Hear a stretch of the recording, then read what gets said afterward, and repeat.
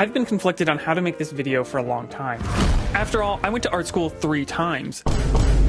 And I'll get into that later in the video, as I know that sounds really odd. I'm assuming you read the title of the video and that's why you're here. And perhaps you're thinking about attending art school. And I want to discuss why this could either be extremely detrimental to your art career or extremely helpful depending on who you are and where you are in your art journey. And as somebody who has spent an obscene amount of time at art institutions, I can tell you wholeheartedly that there was a lot of value gained by pursuing my art degree. So I don't want to just come out and say you should never go to art school. However, the goal for most people pursuing their art degree is to get a job within the art industry. At least in the United States and structurally how our accreditation program works, an art degree serves no value in that goal. Is there other benefits to going to art school? Absolutely. The biggest asset I gained from art school was my colleagues and peers that I met as students while attending, not the classes that I took. And this can be very different depending who you are. I have definitely seen fellow students who were very competitive and very closed off to their fellow students and struggled to make connections once they were finally in the art world. I saw fellow students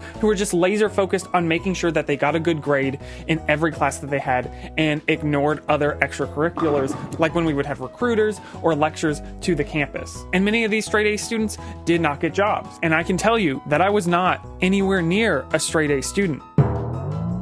I had little trouble ignoring assignments that brought 0 prospects to my career goals or that didn't help build out my portfolio for the jobs that I was specifically seeking. I have never heard of any art job ever requiring a degree or even checking them. And so many art industries are so specialized that the majority of art programs really are not designed to get you hired in many of these fields. And even the institutions that understand that have enormous difficulties staffing those positions of people who are qualified to teach you for these types of specializations. I would say there's probably about 3 or 4 institutions in the United States that have programs that have any thought put into how the industry actually works. And I would say it's far less than that that are actually successful in helping students get an art industry job immediately after college. If your goal, like mine, was to pull yourself out of poverty through art, our college is a silly way to do that, especially today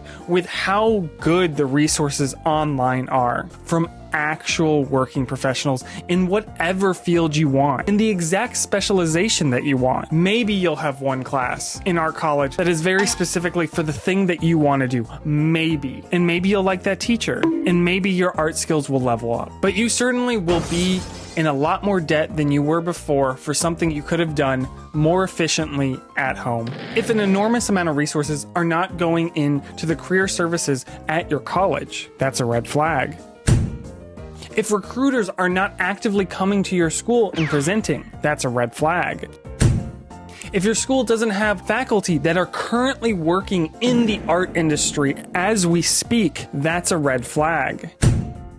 Without all of these things and more, your college is failing at the fundamental reason that it exists: to prepare you and help the majority of your college locate a job upon graduation. Now, that being said, almost every institution fails to compete with the online resources that are available today. So even if your school is doing all of these things, if you are just a little proactive, I find it hard to justify the tuition at most of these institutions. And now, if you rich as hell, if you got a boatload of money, I mean, have a great time. But for those who are seeking a job and need the paycheck at the end of this, you know, the goal of going to college after all, why bother? The only thing that most of these institutions are achieving is keeping their staff and faculty employed. And now I'm sure putting food on the table for these individuals is very important. But at the end of the day, that is not why degree programs exist, or it shouldn't be. If the sole reason for your institution existing is to perpetuate the livelihood of those running that institution, it's not paving anything forward. It's not doing anything for its students. And this is a major issue within higher education these days, and not just the art industry, but in many fields. The ultimate goal, after all, was to prepare you, the student, to enter the workforce. The percentage of students who get a job in the art field upon graduation is in the single digits. nationally. And now this isn't because there isn't art jobs. The art industry is vast. Illustration, publishing, advertising, design, architecture, entertainment, animation, rigging, lighting, game design, concept art, background art. One of the most lucrative and large industries in the United States. Yes, there are issues within the art market currently, but even more reason that these schools need to prepare you properly for what the art industry actually looks like. Sitting there for 4 years in a row doing figure drawing classes will not get you a job. Spending a third of your time doing liberal arts classes will not get you a job. Getting a bachelor's degree will not get you a job. Being the most talented student in your class will not get you a job. Understanding the pipeline, understanding what is needed in these positions, how studios function. Technical skill is important, but how to implement it properly in your specialization within your chosen field is far more important and far more useful to studios and recruiters, and far more useful to you even if you want to go the independent route. Understanding the field and specialization that you want to go into is the most important thing.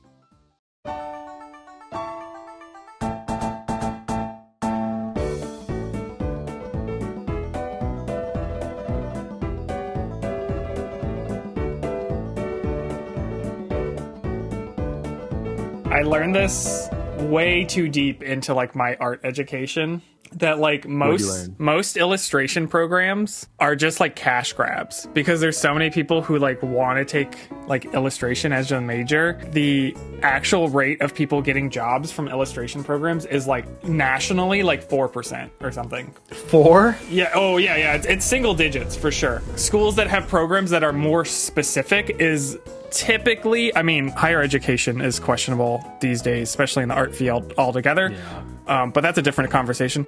I'm not sure if he will pass or fail this art class. But typically, if you have like motion design, game art or something, it normally means that it's normally a green flag for the program.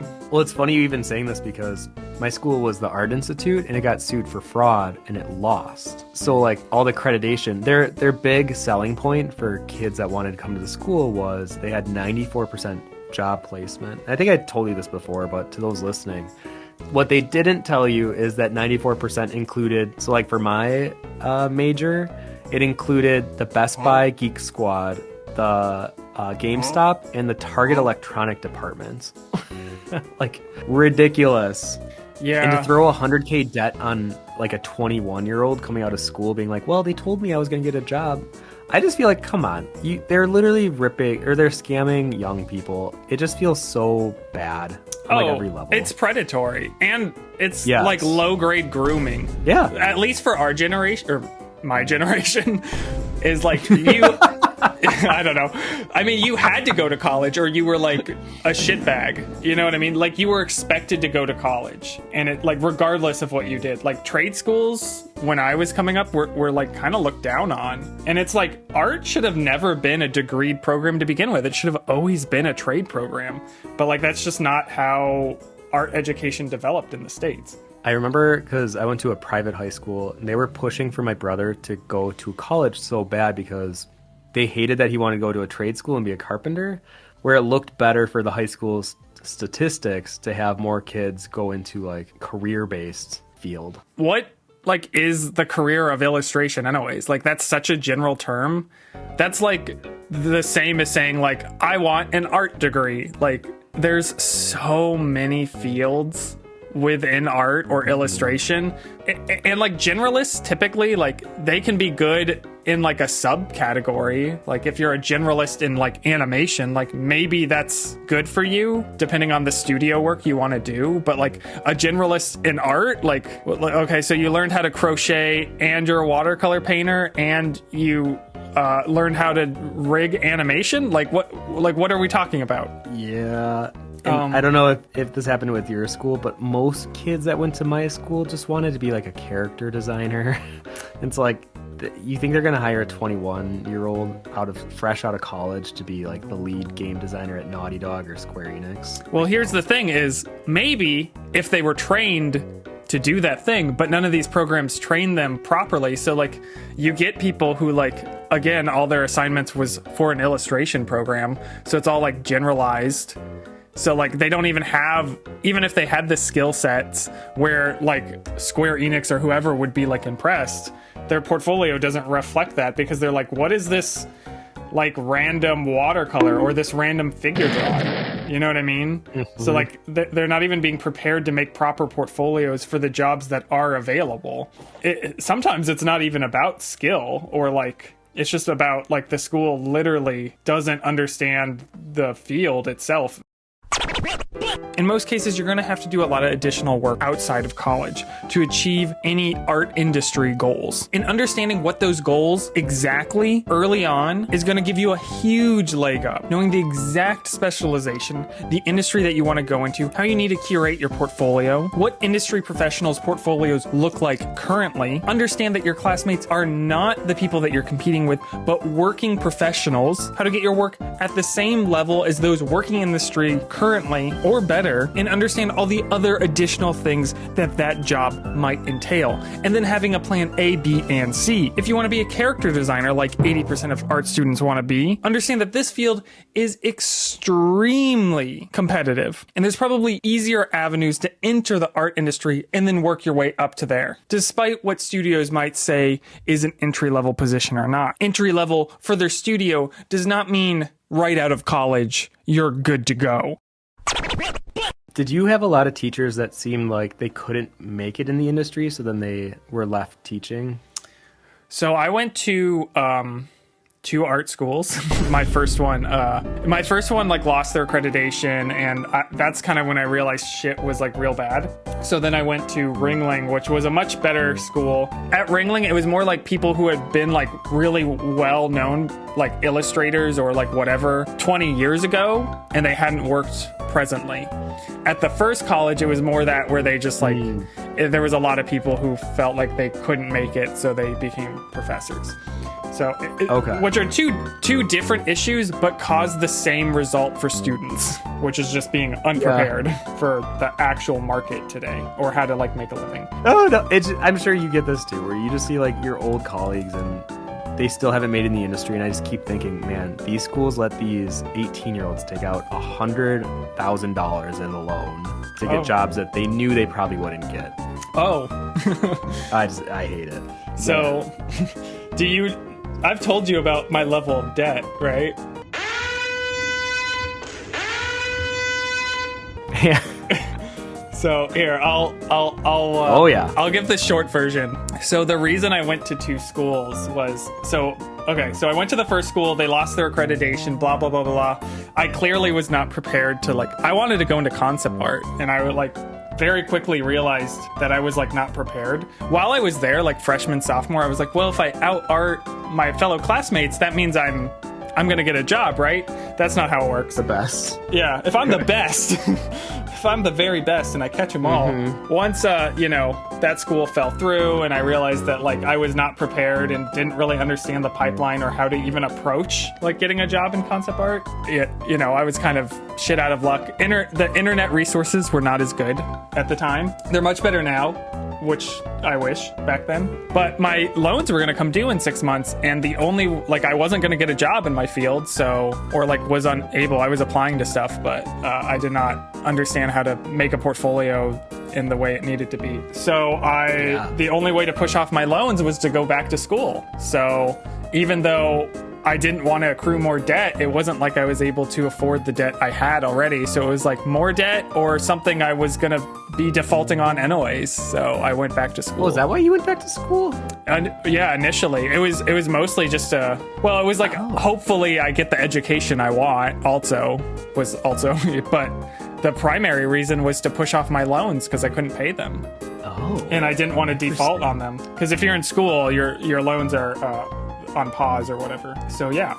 So with everything, I took out, it was probably 80 grand for the first school after everything was said and done before interest. And then Ringling I probably took out about 50,000. And then halfway through, I started doing cons and started paying for it out of pocket. So it wasn't even the full time. And then simultaneously, I got my master's because I was like, okay, plan fucking 3. I'm going to teach because that's what you do. And you needed masters to teach, which was another 50 grand. Oh, say, can you see by the dawn? So my base loans that I took out was probably 180, and with interest, after when I started actually able to pay for them, it was over $300,000.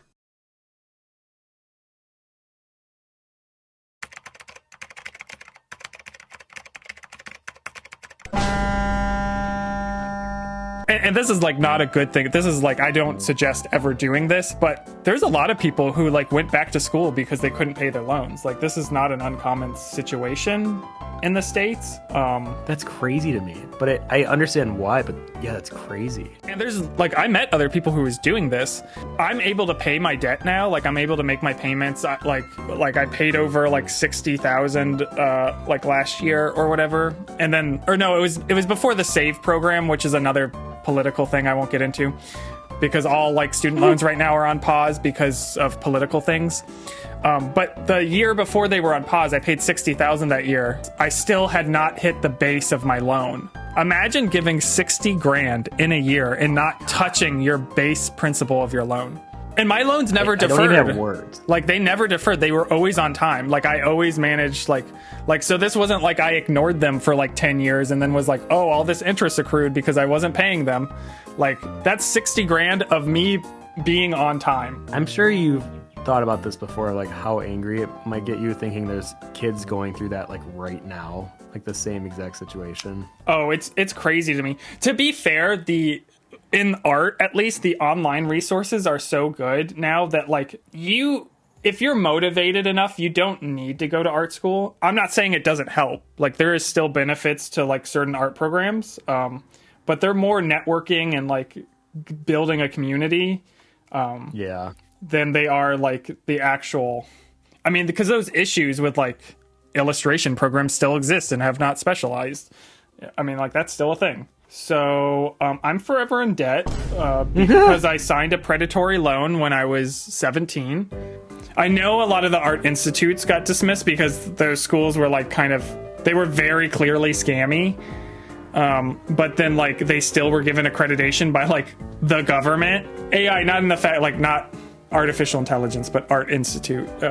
Ironic name now, but yeah, that's the problem. Is like, my first school that I went to was the Art Institute of New Hampshire or something, or New Hampshire Institute of Art, but it wasn't actually an AI school. It just shared a name, and it was kind of just as shitty, but they didn't get flagged with the rest of them because they weren't part of the same corporation. So ours never was dismissed. My school, like, a bunch of people actually went to court after that school got disbanded, and they lost. The school or your friends? Like the fellow students who went to try to like argue their funds back.